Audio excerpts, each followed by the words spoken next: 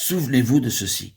Bien qu'il y ait une différence entre le chandelier ou le pied de lampe du lieu saint du tabernacle et ceux des églises en Asie, le principe est le même. Le principe est le témoignage de Jésus. Le même dans les deux cas.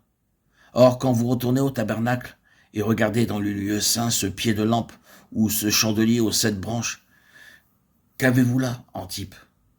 En premier lieu, dans le cas du pied de lampe, vous avez la lumière qui est projetée sur le pied lui-même. Ce fut une chose prescrite de façon très précise, dont il était question, à savoir que la lumière du chandelier illuminerait le chandelier lui-même. Il se tiendrait dans sa propre lumière, dans son propre témoignage. Puis, en outre, la lumière serait projetée sur la table des pains de proposition et, de plus, sur l'autel des parfums. Il illuminerait son propre vase et tout le reste en ce lieu. Or, il y a ici quelque chose de très précieux, car notons-le, le principe est reporté dans l'Apocalypse.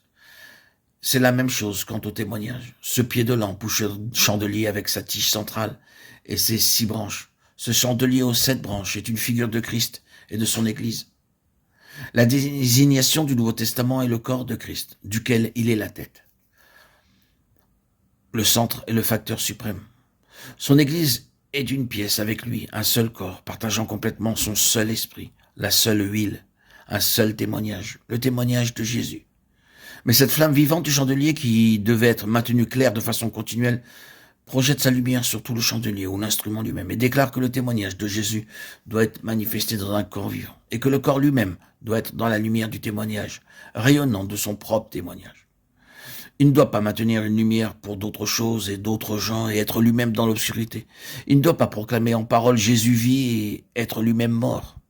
C'est la vie même de l'Église qui est le témoignage. Savoir qu'elle n'est pas seulement trouvée présentant la vérité au monde, mais qu'elle est au bénéfice de cette vérité même. Qu'elle ne déclare pas seulement Jésus a vaincu la mort et il vit, mais déclare aussi je suis au bénéfice de cela. Je suis ici comme témoin vivant de cela, car la lumière peut briller sur moi. L'Église doit être en mesure de porter la lumière même du témoignage, de prendre cette lumière, de la diriger sur elle et dire « Je ne déclare pas des choses qui ne sont pas vraies quant à moi. Je suis l'expression vivante de cette doctrine. » Bien-aimés, quand nous parlons de l'Église, souvenons-nous que nous sommes membres de son corps et que ce qui est vrai du tout doit être vrai de chaque partie. C'est le vainqueur. Je dois me poser la question à la lumière de ceci. Suis-je vainqueur? Vous devez vous poser la même question. Êtes-vous un vainqueur? La lumière de ce témoignage peut-elle tomber sur vous et vous trouver en mesure d'y faire face? Pouvons-nous dire « Il vit, il a vaincu la mort » non seulement comme une déclaration concernant le Seigneur Jésus dans les cieux, mais comme un témoignage confirmé en chacun de nous, dans ce que nous sommes. Est-ce que chacun de nous peut dire la puissance de cette vie de résurrection est à l'œuvre en moi? Je connais la puissance de cette vie de résurrection. Dieu m'a-t-il fait connaître cela en expérience et dans ses profondeurs? Ai-je connu ce que c'est que de se dresser toujours à nouveau dans la puissance de sa résurrection? Est-ce que je connais ce que c'est que vaincre les assauts de la mort par la vie du Seigneur ressuscité en moi?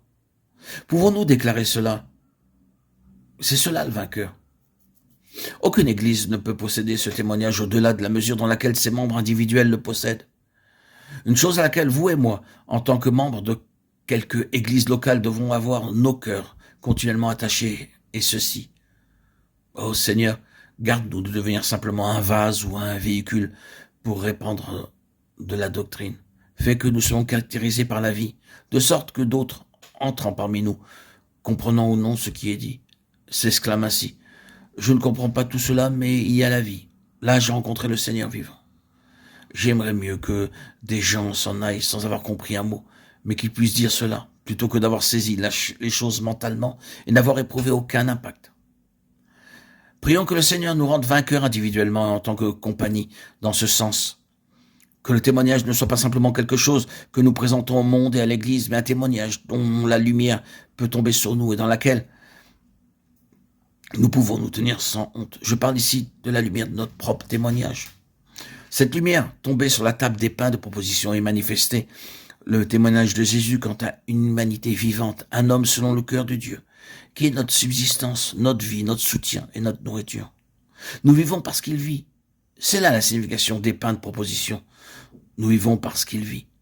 Ainsi, la lumière tombe sur les pains de proposition et rend témoignage de Christ, notre vie. Puis, l'autel des parfums rend témoignage au fait que nous avons un libre accès auprès de Dieu, au ciel ouvert, communion avec Dieu dans le Christ ressuscité et vivant. C'est cela le témoignage de Jésus. Il n'y a rien qui soit à cet égard simplement doctrinal. Vivre parce qu'il vit, vivre de lui et avoir par lui de façon vivante un libre accès auprès du Père. Voilà le témoignage de Jésus. Et cela a besoin d'être recouvré dans une plus grande ampleur au sein du peuple du Seigneur. Priez à ce sujet et à l'égard de votre propre participation, cela, afin que la vie par laquelle Jésus a vaincu la mort soit une réalité en vous et par votre intermédiaire.